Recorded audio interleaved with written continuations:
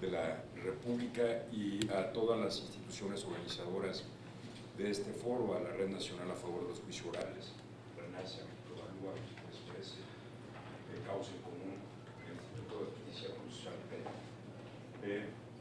Quisiera, en primer término, fijar una posición respondiendo de manera directa a la pregunta de este foro. La pregunta que se nos formula es si cabe la prisión preventiva oficiosa en un Estado de Derecho. La respuesta es sí, sí cabe. Y agregaría, no es lo mejor, no es lo deseable, pero es necesario. Hoy es indispensable. Sería, y debo subrayarlo, un absoluto riesgo eliminarla en un corto plazo. Y voy a explicar por qué. Creo que hay varias perspectivas para poderlo hacer. Primero, me gustaría recordar el origen de la reforma al sistema de justicia penal, que de hecho se llamó de Seguridad Pública y Justicia Penal del 2008. Me gusta concebirla como tres grandes engranes. En aquel momento se reformaron 10 artículos de la Constitución, unos para establecer el sistema penal acusatorio, otros modificaron especialmente el artículo 21 constitucional, 10º párrafo, para crear un nuevo sistema nacional de seguridad pública y determinar cuáles eran sus bases mínimas y llevar, por ejemplo, la prevención del delito a rango constitucional. Y había un tercer gran engrane, que eran algunas medidas especiales para combatir los delitos de mayor impacto.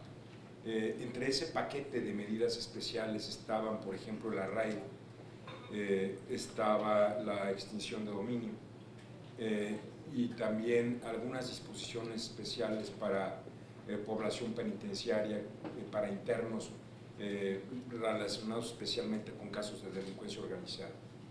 Desde aquel momento, desde la construcción original de nuestra gran reforma al sistema de justicia, se advirtió que México tenía características muy especiales, diferentes a otros países que habían migrado su viejo sistema mixto inquisitivo a un sistema de justicia penal de corte acusatorio. Ciertamente a muchos no gustó que aquella gran reforma tuviera ese tercer engrane de medidas especiales.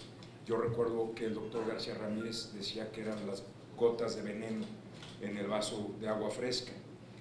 Sin embargo, creo que no quedaba duda en aquel momento que esas gotas eran necesarias. Por supuesto, sin caer en el extremo, como ya lo afirmó el subprocurador Gustavo Salas, del derecho penal del enemigo. Simplemente se trataba de disponer de diferentes tamaños de herramientas para atender diferentes problemas que tiene nuestro país. No es válido comparar los sistemas penales acusatorios o la migración de manera genérica y decir que otros países son más exitosos por no tener prisión preventiva oficiosa, porque los retos son distintos. Por ejemplo, en Colombia, el principal reto que tuvieron los colombianos, a pesar de que son muy parecidos a nosotros, fue construir una fiscalía o una procuraduría que no tenía, no existía.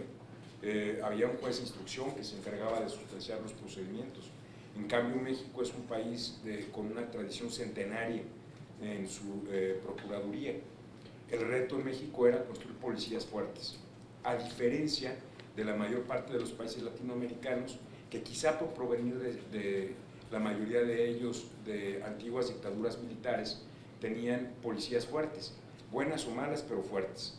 En México el reto era construir policías de investigación, policías científicas, y sigue siendo el reto. Todavía hoy ese es el gran reto.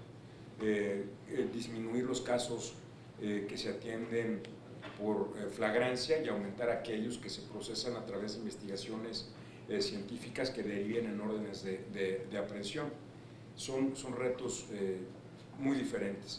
Quizás se debe a que antes del 2008 nuestro artículo 21 constitucional mandataba que la investigación de los delitos estaba a cargo del Ministerio Público, quien tenía bajo su mando y subordinación a la policía.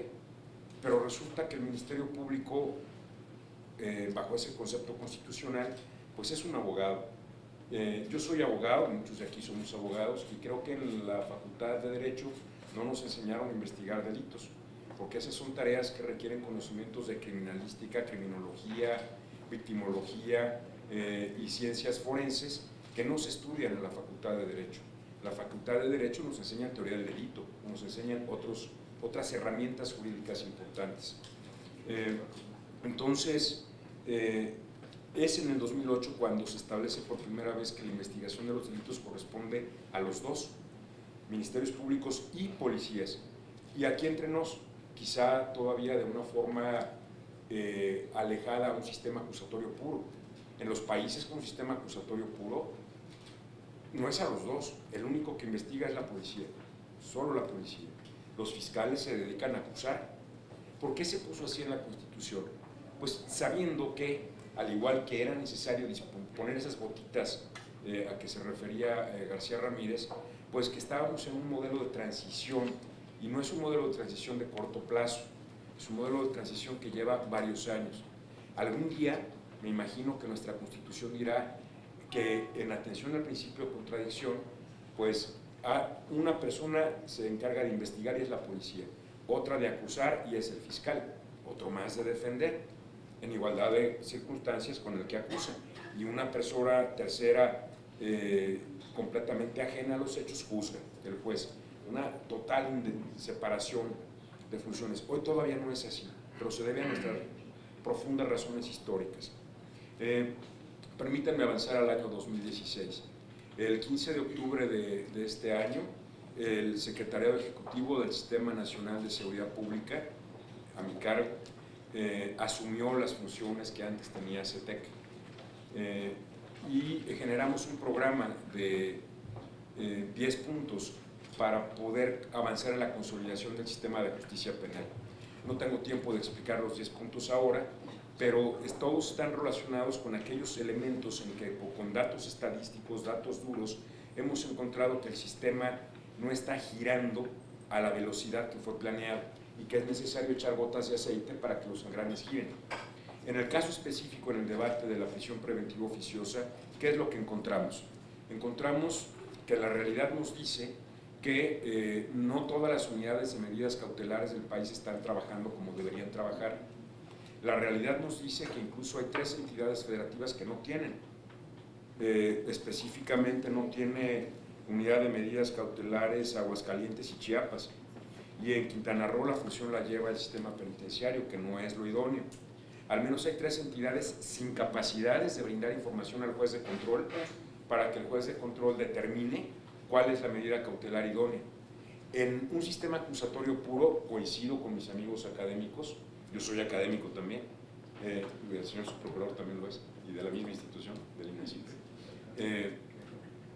Coincido, en un futuro no deberá haber medidas cautelares, hacia allá debemos ir, pero hoy no estamos preparados. México no está preparado mientras no tengamos unidades de medidas cautelares sólidas que proporcionen información sobre el riesgo que tiene un imputado para que el juez de control entonces dictamine y determine qué medida cautelar debe adoptar.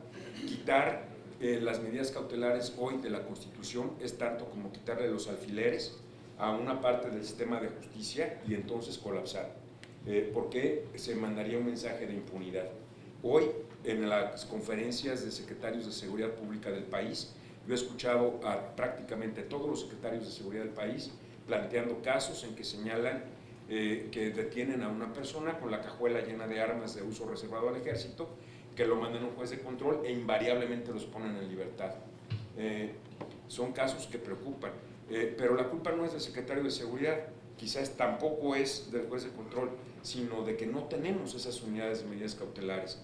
En nuestro programa de 2017 lo que establecimos fue que es uno de los 10 puntos en que vamos a trabajar, y para poderlo impulsar lo estamos haciendo con el apoyo de USAID, por ejemplo. Firmamos un convenio recientemente en Morelos para trabajar este tema, para inyectar recursos, pero especialmente también recursos mexicanos del FASP. El Fondo de Aportaciones para la Seguridad Pública tiene 7,000 millones de pesos que administra el Secretariado Ejecutivo. Hemos abierto un subprograma dentro del FAS para orientar recursos especiales para que pueda consolidarse como una política pública prioritaria en la consolidación del sistema de justicia penal, las unidades de medidas cautelares. Una vez que logremos consolidarlas, cosa que esperemos sea en un corto plazo, y por corto plazo me imagino 2 o 4 años, entonces sí, quitamos de la Constitución la prisión preventiva oficiosa, porque habrá capacidades de poder atender el problema. Muchas gracias, maestro Vizcaíno. Resaltaría muy rápido algunas de las cuestiones que mencionó.